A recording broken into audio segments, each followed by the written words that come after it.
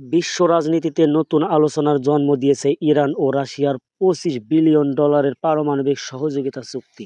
মস্কোতে নিযুক্ত ইরানের রাষ্ট্রদূত কাজেম জালালি জানিয়েছেন, দুই দেশ পারমাণবিক খাতে বৃহৎ বিনিয়োগ ও প্রযুক্তিগত সহযোগিতার জন্য এই সমঝোতা স্মারক স্বাক্ষর করেছে। বর্তমানে রাশিয়ার সহযোগিতায় ইরানের বুশেহর পারমাণবিক বিদ্যুৎ কেন্দ্র চালু রয়েছে এবং এর দ্বিতীয় ও তৃতীয় ইউনিট নির্মাণাধীন।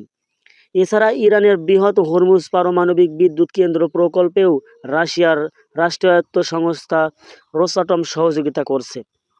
রাষ্ট্রদূত আরও জানান, ক্ষুদ্রাকৃতির পারমাণবিক বিদ্যুৎ কেন্দ্র এবং রেডিওফার্মাসিউটিক্যাল উৎপাদনেও দুই দেশের সহযোগিতা বাড়ছে।